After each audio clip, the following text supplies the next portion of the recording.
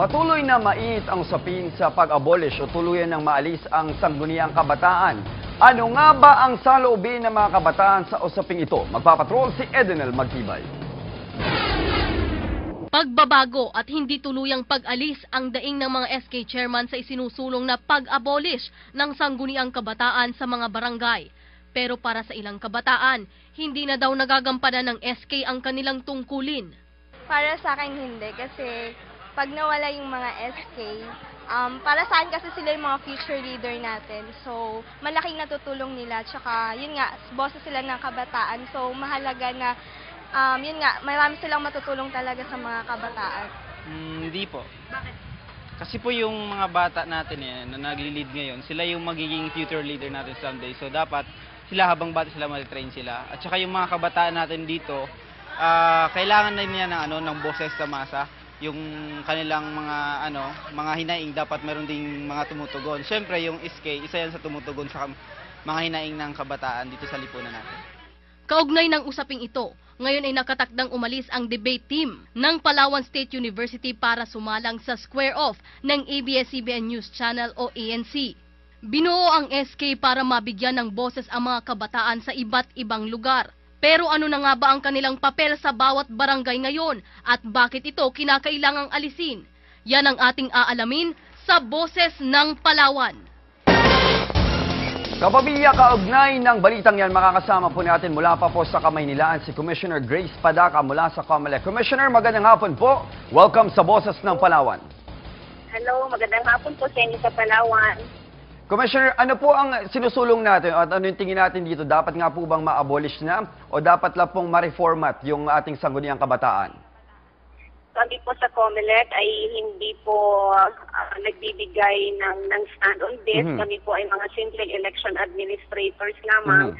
Kung ano po ang magiging desisyon ng Congress, so if ever, kung ito po ay i-postpone ang SK elections on October 28, or i-reform or i-abolish. Kaya we know that this is quite an issue. Kaya hiniling po namin sa inyong sister station, yung ANC News Channel, na sana magkaroon ng debate para pag-usapan ito. At yun na nga, gagawin na po ito bukas, 7 p.m. sa ANC with no less than your students from the Palawan State University.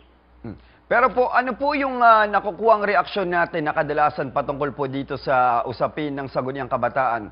Totoo po ba yung sinasabi na nagiging po itong nursery para po sa mga political dynasties? Well, naririnig po namin yung mga yan. Ito daw po ay parang nagiging training ground for corruption, for political dynasty. At kami rin dito sa COMELEC ay may mga nakahawakang kaso tungkol sa mga mismong lumalabag sa batas na kung hindi man SK na kandidato ay kanilang mga magulang. But on the other hand naman, ay may punto yung ibang mga nagsasabi na kung tatanggalin ang SK, wala ng paraan para sa mga kabataan para magkaroon naman ng bahagi sa decision making, sa training nila on governance habang sila ay mga bata pa. Kaya nga ang panawagan nila ay huwag itong i-abolish kundi i-reforma lamang. Commissioner, ano nga po ba ang benefits kapag ikaw ay isang sangguniang kabataan member at ano yung usual na naririnig dating dahilan kung bakit mas ginugusto ng mga kabataan na pumasok ng SK? Come again please, ano yun? Ano po yung mga benepisyong nakukuha ng isang SK officer kapag siya po ay naging opisyal at ano nga ba yung mga usual na nagiging dahilan nila kung bakit nila gustong pasukin ng SK? Sana ang magandang dahilan nila kung bakit gusto nilang pasukin ang pagiging SK official ay yung mayroon silang galing at mayroon silang maitutulong sa kanilang mga kapwa kabataan. That would be a very good reason. Ang ilan kasi sa mga benefits na napupunta sa mga SK ay meron silang parte sa budget ng barangay.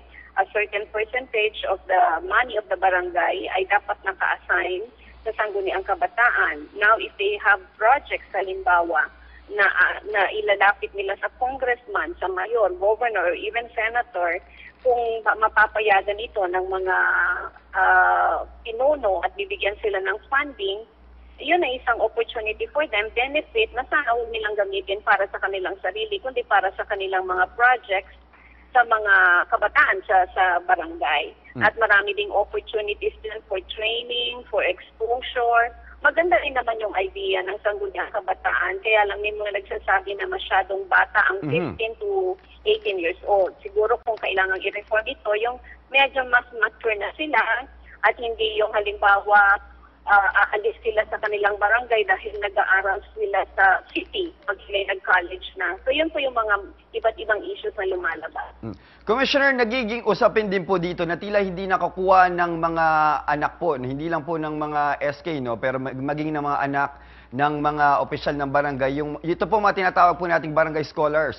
Itong scholarship na dapat na natatanggap daw po nila. Sino po ang dapat nilang lapitan patungkol po dito? I think case-to-case basis po yan. Depende sa mga bawat lalawigan o bawat lugar. Kung meron nga pong ganyang mga available scholarship programs for them, siguro ang kanilang pwedeng lapitan ay yung mga sponsors ng mga ito. Kaya nga po kami dito sa Commission on Elections ngayon, may campaign para sa registration na gagawin sa Lunes, starting July 22 up to July 31, na sana mag-register ang lahat ng mga more than 18 years old na para makasali sila sa ating eleksyon. At hindi lang yun pang kabataan, pwede rin namang may mga 20 years old na pwede nang tumakbo bilang barangay kapitan or barangay kagawad kasi ang ating minimum age naman para sa kandidatura ng mga ito ay 18 years old na. So hindi lang kailangang sa Sangguniang Kabataan pwedeng sumali ang mga kabataan because ang kabataan naman po sinasabi hanggang 40 years old yan eh. So pwede na rin silang tuon sa regular officials ng barangay. Commissioner, mensahe po natin sa mga kapamilya po natin dito sa Palawan lalo pa. At marami pa rin ang naghihintay kung ano nga bang mangyayari dito sa ating Sangguniang Kabataan.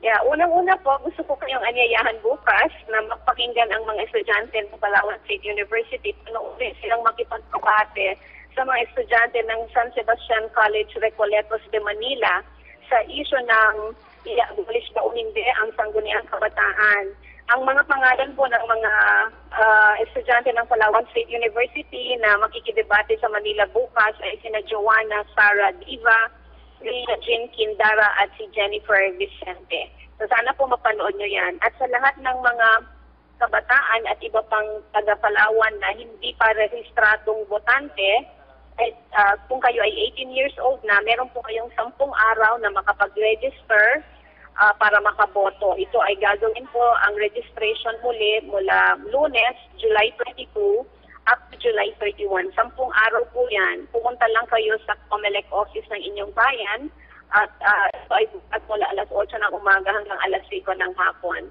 Thank you very much, Boses ng Palawan. Maraming salamat din po mga kapamilya. Nakasama po natin si Commissioner Grace Pandaca mula po sa ating COMELEC.